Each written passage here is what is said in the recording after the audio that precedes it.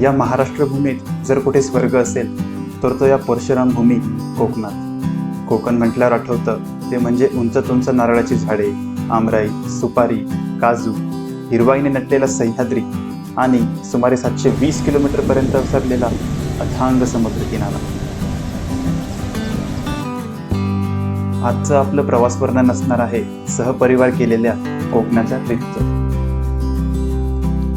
Family trip. आमचा 16 लोकांचा परिवार आणि नाशिकवरून सुरू झालेला कोकणाचा प्रवास. नाशिक पनवेल मार्गे मुंबई गोवा हायवेहून सर्वात पहिले डेस्टिनेशन होते ते म्हणजे गणपतीपुळे. पावसाळा ऋतूची झालेली नुकतीच सुरुवात.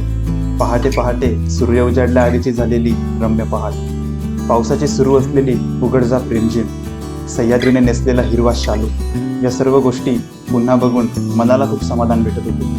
तसं कोकणातली ही माझी पहिली वेळ नव्हती, पण तरीही हा भाग माझ्यासाठी पूर्णपणे नवीन होता. त्यामुळे इथल्या निसर्गाचा पुरेपूर आनंद माझ्यासोबत सर्व परिवार घेत होते.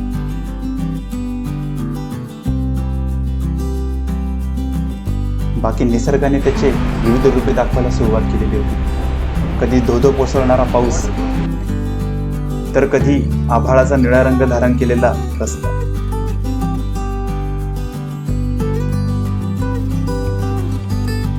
जवळजवळ 12 तासाचा प्रवास करून अखेर आम्ही पोहोचलो ते गणपतीपुळ्याला. दर्शनाआधी सुरुवातीला गणपतीपुळे बीचवर जाऊन मस्तपैकी धमाल करायचं ठरवलं. प्रत्येकाच्या चेहऱ्यावर हर्षोल्लास अगदी स्पष्टपणे दिसत होता. काही क्षणांसाठी का होईना, पण आपापल्या आयुष्यात असणारी सर्व दुःख विसरून मनमुराद आनंद घेऊन बघताना मनाला फार समाधान वाटत होते.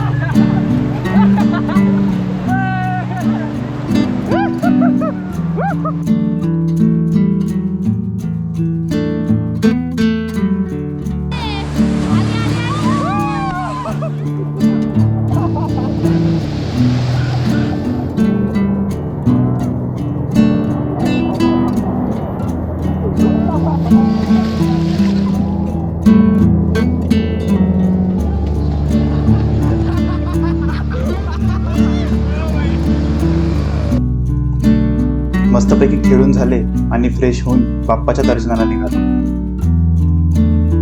जर गणपतीपुळेला येत आहे तर तुम्हाला इथे फ्रेश होण्यासाठी आणि अंघोळ करण्यासाठी बऱ्याच सुविधा उपलब्ध आहेत. त्याचा नक्की लाभ घ्या.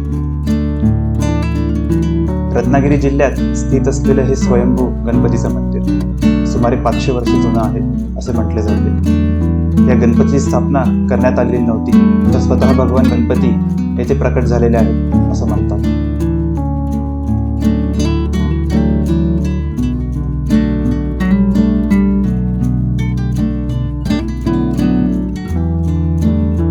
मंदिराच्या स्थापत्यकलेचे खास वैशिष्ट्य म्हणजे येथे वापरण्यात आलेला रेड आग्रा हा खास दगड. उंच घुमटाकृती गर्भकार, सभामंडपाच्या छतावरील नक्षीकाम, चारही बाजूंनी सुंदर कोरलेल्या गणपतीच्या मूर्त्या, दक्षिण बाजूस असणाऱ्या 5 त्रिपुरा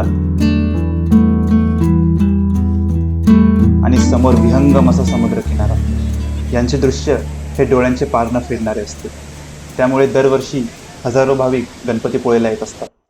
निवांत वेळ गणपतीपुळेमध्ये घालून पुढच्या प्रवासाला लागलो. पुढचं डेस्टिनेशन होतं कोकणमधील मालवण. रात्री उशिरा मालवणला पोहोचलो आणि आराम करून दुसऱ्या दिवशी सकाळी लवकर उठून कोकणातली टिपिकल सकाळ अनुभवायला भेटली.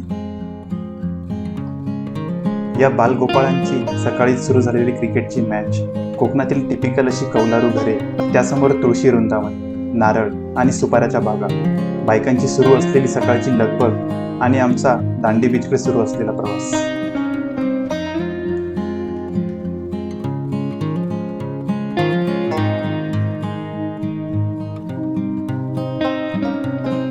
समोर अथांग समुद्रावर ताटमानेने उभा असलेला सिंधुदुर्ग किल्ला बघण्याची खूप इच्छा मनात असूनही पावसामुळे तो बंद केलेला होता. आणि याची खंत मनात राहिली. दांडी बीचला आलोय मित्रांनो, आणि इथे पाऊस पडतोय. सिंधुदुर्ग किल्ला बघायची फार इच्छा होती, पण पावसामुळे तो बंद आहे.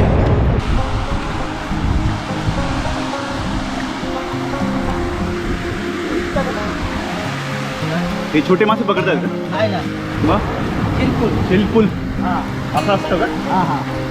दाखवा एक मिनिट. तुम्हाला कसं कळतं की कसं, म्हणजे हाताखाली हे बारीक हे असतं, तोंड बाहेर असतं, माती वाळू. याला भाजून खातात का? अजून नाही काय या काय आमटी. आमटीमध्ये हां आमटी. टाकून शिलपूल. खाण्याचा मनमुराद आनंद आमच्यासोबत ही लोक सुद्धा घेत होती. बीच फिरून पुन्हा रूमवर आलो. मस्तपैकी ऐसपैस अशी रूम, आणि त्यातला त्यात गॅलरीतून दिसणारा असा विहंगम नजारा. हे सगळं खूप भारी होतं, आणि या आठवणी मनात साठवून पुढच्या प्रवासाला निघालो.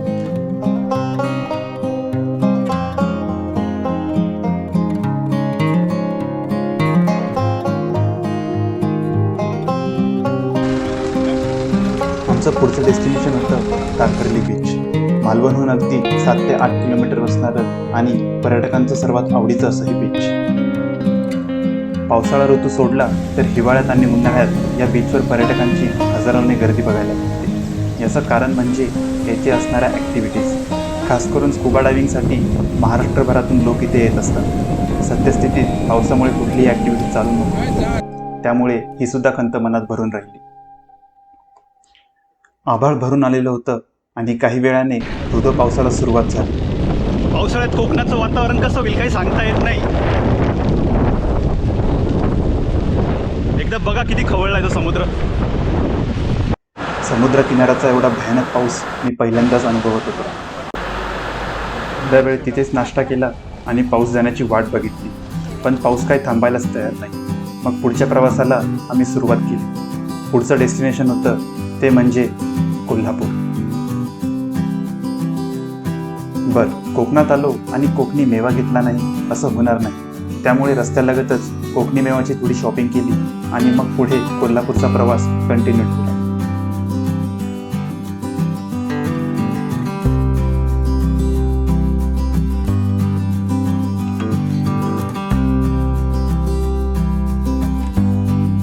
कोल्हापूर व्हाया गगनबावडा घाट मार्गे ठरवायचं निश्चित केलं. गगनबावडा हे नाव ऐकून होतो, आज पहिल्यांदा बघत होतो.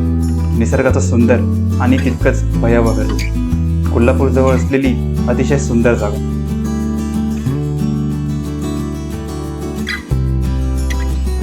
संध्याकाळी 9च्या सुमारास कोल्हापूर नगरीत पोहोचलो आणि आमच्या मामांचा 7वा बर्थडे तिथे सेलिब्रेट केला.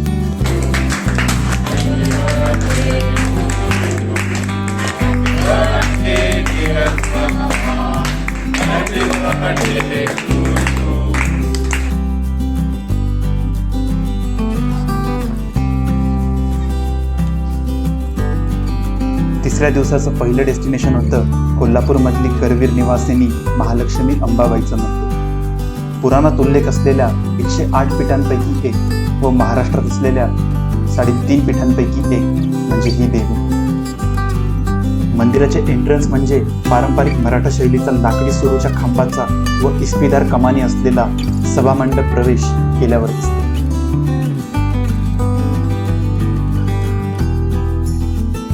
मंदिराचे बांधकाम हे इसवी सन 634 साली चालुक्य राजा कर्णदेव याने बांधलेले आहे. पुराण, अनेक जैन ग्रंथ, ताम्रपत्रे व सापडलेली अनेक कागदपत्रे यावरून अंबाबाई मंदिराचे पुराणत्व सिद्ध होते आणि कोल्हापूरची अंबाबाई खऱ्या अर्थाने संपूर्ण महाराष्ट्राची कुलस्वामिनी आहे.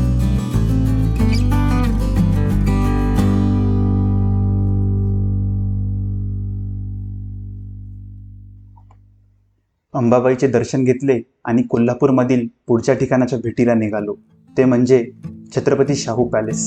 श्री छत्रपती शाहू संग्रहालय कोल्हापूर व सध्याच्या भाषेत न्यू पॅलेस म्हणजे कोल्हापूरच्या पर्यटनाचं एक राजवैभव. संग्रहालयाच्या आतमध्ये व्हिडिओ काढण्यास परवानगी नाही, पण ही इमारत नक्कीच वाखाणण्याजोगी आहे.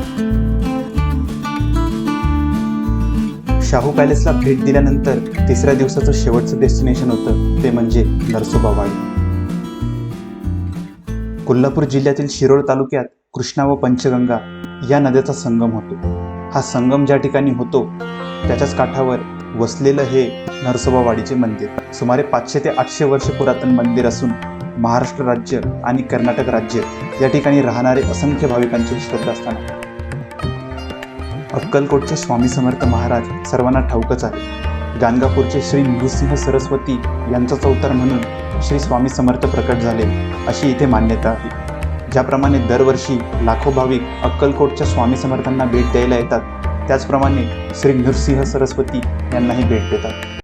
अशा पद्धतीने 3 दिवसाच्या या छोट्याशा ट्रिपची सांगता होती आणि आमचा पुन्हा एकदा घराकडे प्रवास सुरू होतो. ही ट्रिप म्हणजे दैनंदिन जीवनाच्या अडचणीतून वेळ काढून स्वतःसाठी आणि परिवारासाठी देण्यात आलेला वेळ, मजा, आनंद यासाठी आयोजित केलेली होती. तुम्ही सुद्धा तुमच्या परिवारासोबत नक्कीच अशा ट्रिपचे प्लॅन करा.